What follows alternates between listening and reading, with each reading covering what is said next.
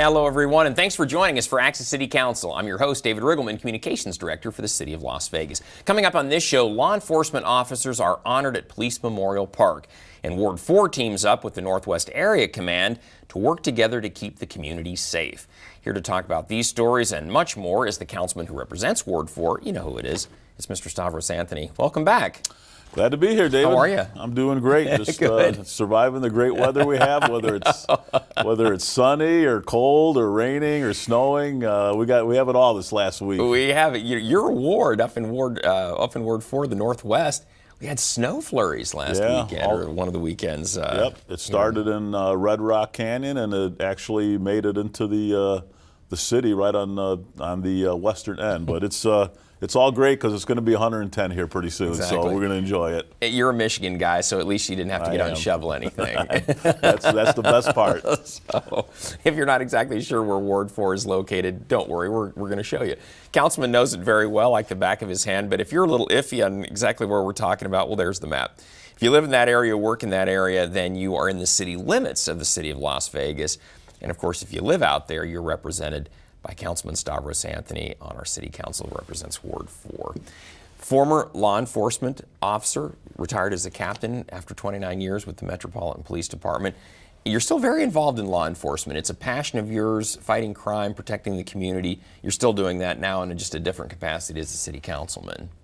Yeah, and as you know, David, that's really the top issue for the residents in our city is public safety. They want to make sure that their city's safe, and the best way we can do that is to have law enforcement officers in black and whites working the streets and talking to folks and reducing crime. And we need to recognize those men and women in uniform that do that. They put their lives on the line to protect this community. So we do that every year with Law Enforcement Appreciation Day. It's held out at Police Memorial Park. Yeah, in fact, you posted this on Facebook. I loved it. It said, thanks to all who came out to Police Memorial Park in the great Ward 4 to recognize our men and women for Law Enforcement Appreciation Day in the city of Las Vegas. This was a great event, Councilman. Just what you're saying is it's a dangerous profession. Sometimes people don't come home. And I think the point here today was we want to say thank you for getting out there and doing the tough job in the community. It's amazing how many people showed up. I was there, Sheriff Lombardo was there. You saw Clark County Commissioner Brown, and we had the Las Vegas Metropolitan Police Department, our own Department of Public Safety, Nevada Highway Patrol, as well as a lot of other different agencies. And the reason and regular folks came out. They just live in that area and just want to come out and say thank you to all law enforcement professionals. And we gave a couple of short speeches, and we recognized them. And it was a great day because we got to talk to each other and really gave the residents an opportunity to talk to police officers and let them know, hey, we're having this issue in this area and what's going on over here. And it was a beautiful day. So I'm glad that the LVMPD puts this thing together and brings everybody together to show our appreciation. I think it was fitting that you guys were all standing in front of Vegas Strong there after the shooting in 2017. I think we just saw just how important having a great law enforcement arm, great police department here, important that everyone works together in public safety. That was just underscored that night. Yeah, and it was our Department of Public Safety, Chief Freeman and all her men and women in uniform. We were proud to stand behind that and let them know that we're strong, we're a tough community, and our cops are out there to protect us, and we want to show their appreciation. So we'll keep doing that, and if you missed this one, try to come out next year and talk to our officers in uniform. Yeah, it's always in January. Councilman, we want to talk about this too. I like this. I think it kind of fits in well. Part of the way we can help fight crime in the community is what you've said, talking to each other, having a good dialogue. You meet regularly with the Northwest Area Command with Metro, Captain Sasha Larkin, her team.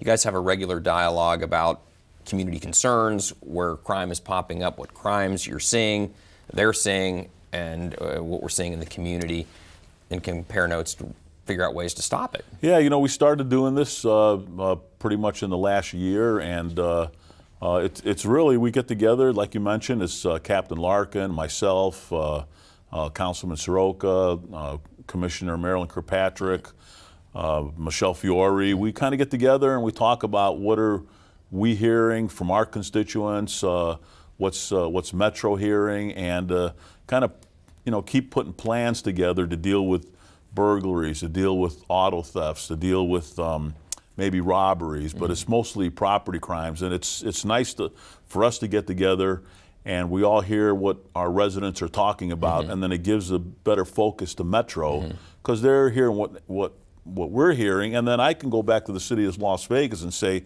these are the issues in my ward. We need to talk about it, because many of them are not crime issues. They're more quality of life issues, problem-solving issues. So I'm glad we do this. It's very productive. We get some good feedback, and we're going to continue doing it. Councilman, you touched on this. The things that we're hearing crime-wise, property crimes, burglaries, auto thefts, auto burglaries, that's kind of what residents are most concerned with right now? Up in the northwest part of the valley, that's really, those are the issues. It's property crimes. I mean, when you think about it, somebody breaking into your house may not sound like a big deal, but it is. Somebody's invaded your house, somebody's invaded your privacy, and we need to catch those guys and put them in jail. And we need to take those things seriously, because people's lives are really affected when their car's stolen, when their house is broken into, and we need to get on top of that. And this is a good way for us to talk about it, talk about what's happening and the strategies to deal with it. That's good. Good. And you have plenty of experience, again, retiring as a captain with Metro after 29 years. Speaking of talking and making sure there's a good dialogue going, you also make sure that happens with the public as well. You do your coffee with the councilman, coffee with the cop. You combine those out in Ward 4. You posted this on Facebook. I liked it. Great to be with law enforcement officers from the Las Vegas Metropolitan Police Department and our Department of Public Safety as we meet with residents at my coffee with the cop and councilman. And again, it's the same strategy here. Let's just have a dialogue over a cup of coffee. What's going on? How can we help? Where are the issues in the community that we can direct our focus? Yeah, and it gives residents an opportunity, and they're taking advantage of it, which I'm glad they are. They come in, they're on their way to work, they come in, they want to talk to me, they want to talk to the officers and say, hey, we're having these issues in my neighborhood, can you help us out with it? And it's great just to sit down for 10, 15 minutes. You can get a lot done in 10 or 15 minutes. You can. It's surprising. You don't need an hour meeting for a lot of these things, and it's very difficult sometimes to find a police officer to talk to them about it, because they're going from call to call, and it's very tough. This gives them a great opportunity to come in and talk to me, the officers. This is what's happening in my neighborhood. This is a big deal for me. Can you please take a look at it? Yeah. We take it all seriously. So, and you do it over a cup of coffee and it's a lot less and an egg sandwich at Meter's. Exactly. A lot less intimidating than coming to Metro headquarters or here to City Hall to talk about it. But if it's over a cup of coffee, it's a little more. It's a little easier to discuss those things. Absolutely. For sure. Yeah. And I think you get the sense, too, that we're all in this together. The police, the community, the council, the city employees, we're trying to solve problems and doing it by teaming up. Right. Well, that's what community policing is all about. We've been trying to do that for the last 30 years. You're absolutely right. It's people think that crime or neighborhood issues are a police problem. They're not. It's everybody working together. The city of Las Vegas, me, police officers, residents, we all have to work together to solve these problems. And when we do that, it's great how we take care of business. Yeah, for sure. And if it means throwing the bad guy in jail, then that's what we're going to do. Absolutely. That's kind of the idea, right? So, Councilman, I like this too. I want to tell everybody, if you missed the last Coffee with the Cop and Councilman, don't worry, there's going to be another one coming up April 8th, the Cracked Egg on West Cheyenne. Everybody knows where that is if you live in Ward 4, between 9 a.m. 10:30 out there that day. Again, stop in. It's the same deal, very casual. You can talk with the councilman, you can talk with the police officers out there. And if there are issues within the community that you want to make sure the police are aware of, this is a great opportunity to do it in a very casual setting. So yeah, you can come in, spend 5 minutes there, or if you want to come in and have breakfast and sit down with your spouse or your kids, we'll come around and talk to you. So everybody that's in there, we spend some time with them. Whether they came in there for that reason or not, we're going to go in there and introduce ourselves. And they may just have shown up to have breakfast, and all of a sudden I'm there and a police officer's there, and they get the chance to talk to us about some of their issues. So come on out. We'd be glad to have you. Well, what's great about that, too, Councilman, is that the public has a chance to connect with not only their city council members, but also the police officers who are going to be patrolling their neighborhoods. It's like you kind of build that relationship a little bit. Well, And I've talked to Officer so-and-so, he knows what my concerns are. I know what he looks like, he knows who I am, and it builds, like you say, it builds that community sense around protecting the neighborhood. So Absolutely. good stuff, good stuff. Shifting gears a little bit, boy, this isn't in your ward, but a lot of great stuff going on within the city of Las Vegas, especially in the downtown area. We're really excited about. I know you're very pro-business, and you've always really had a focus in your ward on what can we do to help businesses. And boy, we've got a new addition coming to town that's really going to help business all the way around. The World Market Center, the big furniture mart that everybody knows right there near I-15, just broke ground here just recently on a new expo center, basically a convention center that's going to be right adjacent to the World Market Center. So we're going to have a lot of conferences, not just at the convention center, but the potential to also do it downtown. Yeah, this is a real game changer for Symphony Park in the downtown area to have a huge convention center, because it's going to cause more people to come downtown, cause more people to stay downtown, to eat downtown, and there's already talk about hotels being built right across the street. These are renditions, by the way, of what it's going to look like, obviously. Yeah, it's going to be an absolutely beautiful building, but it's another catalyst. This is going to create jobs, put people to work, not just construction jobs, but once it opens, all the jobs that it's going to create, and it's going to, again, create buzz downtown and more building and more construction and more people working. This is going to be a great event, and hats off to the World Market Center for investing in downtown, investing in us, and we have done what we can to make sure things like this happen. We bend over backwards to help businesses open and thrive in downtown Las Vegas, because that's going to be a big deal for the entire city. Well, you said it's a catalyst. It's like that domino effect. Once the first domino falls, then so many others do. Now that the convention center, this expo center, is going to be built, I think you're exactly right. We're going to see hotels are going to spring up that could basically service that property. You can stay here, walk across the street, perhaps, and go to a conference. Yeah, and people are going to want to do that. It'd be easy. And restaurants are going to open up, and stores and shopping. So we have other things that are going to be coming along just because of this building here. So it was great to be out there with a shovel throwing dirt, but now they're out there building the thing, and we're going to have a grand open ribbon cutting eventually, and get things moving downtown. If you haven't been out there in a little while, that whole 61 acres Symphony Park area is really changing. Of course, the Smith Center has been the anchor in the Ruvo Center, but now we've got 2 new parking garages, which are also going to be catalysts to allowing more development. We've got the Expo Center coming, as you say, potentially some hotel properties, some residential properties that will be there. So it's going to be prime real estate. An art museum. Maybe we'll have an art museum down there one day. So pretty cool. It was very tough during the last 10 years watching Symphony Park just kind of sit there and not a lot happening. Everything's exploding now, and the economy is doing well, and we're going to keep moving downtown. Yeah, and case in point, something else in the downtown that's coming. This is a big deal as well. Another game changer, Councilman. Right prior to this announcement was, and you posted this on Facebook, after the state of Vegas, which is the State of City address. Stay tuned as new details are unveiled about a new hotel casino being developed at 18 Fremont downtown. And of course, this was the big announcement following the State of the City address that night. Derek Stevens over at the D announced that Circa would be coming to the downtown. It's going to be the first high-rise downtown hotel casino built in the last 40 years. So this is a big deal. Yep, and it's Derek Stevens and the D are the ones that are building this, and it was a great unveiling. It was a lot of fun. It was the music and the video.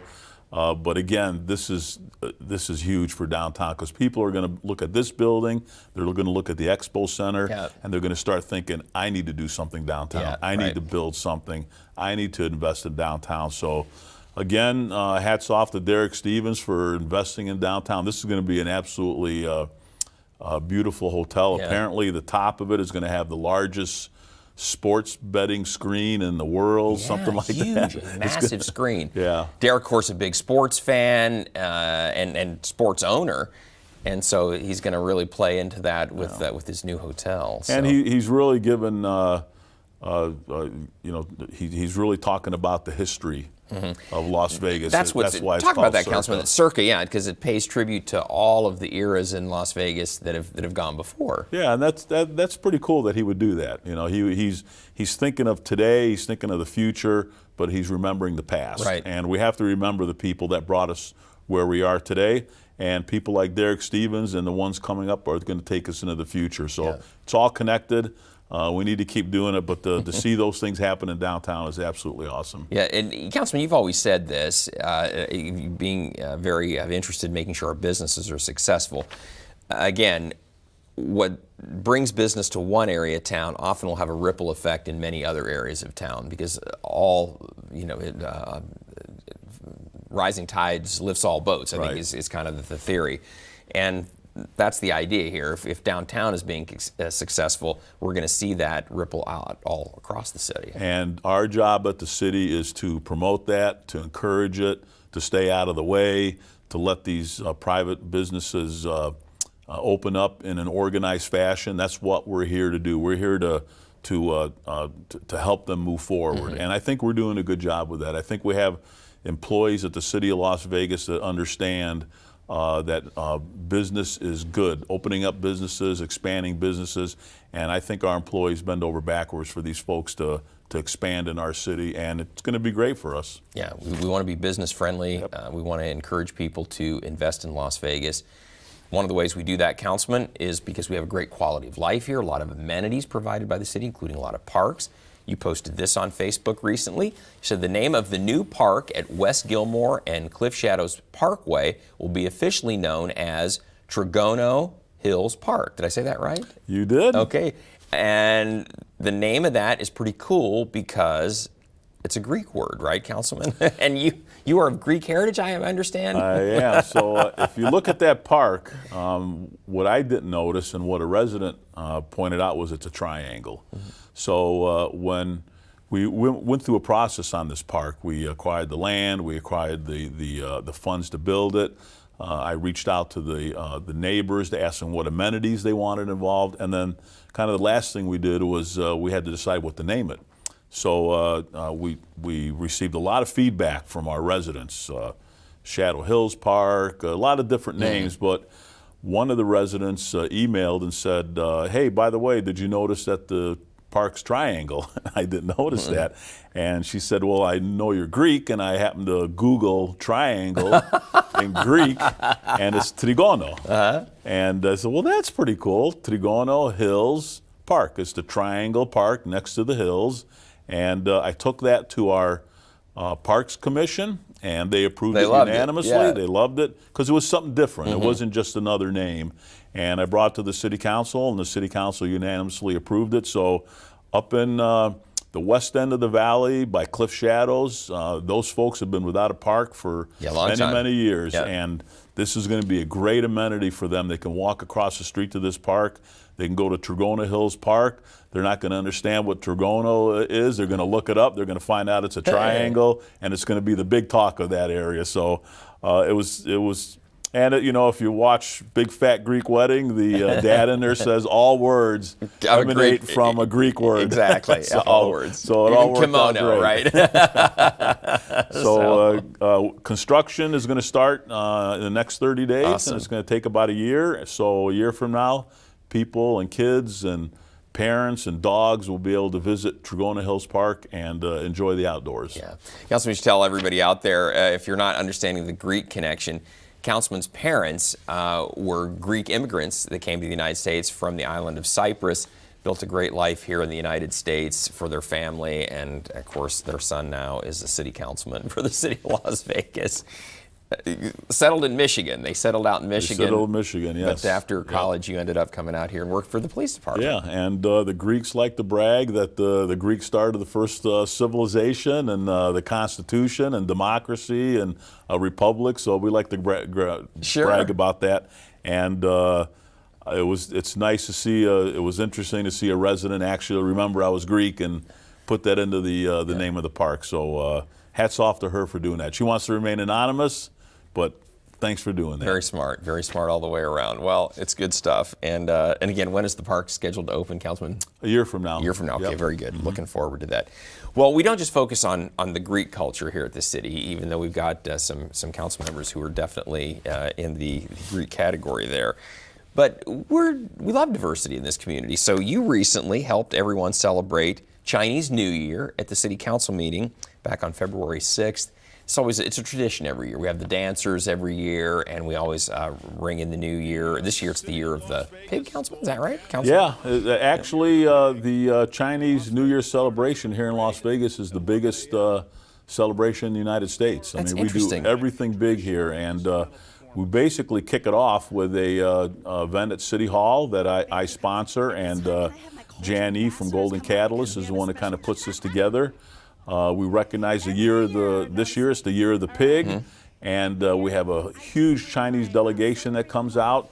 And this year we did a special honoree for the Vietnamese community in our city, and I gave a proclamation to Pam Phan, who just saw there, as an ambassador. We had some ladies from the Vietnamese community do a special dance in their dress to Vietnamese music at City Hall, and it's just it's a great way to celebrate our diversity, all the things that happen in the city of Las Vegas, and it was a fun morning to come out and start off the city council meeting with some music and dancing and that sort of thing. And then it's not just Wednesday. There's they have a big dinner at the fashion show Friday night that I attended, and I gave them a proclamation for the entire Chinese New Year in a desert celebration, and we enjoyed some Chinese food. And then Saturday morning we had a parade down Fremont Street that was very well attended. And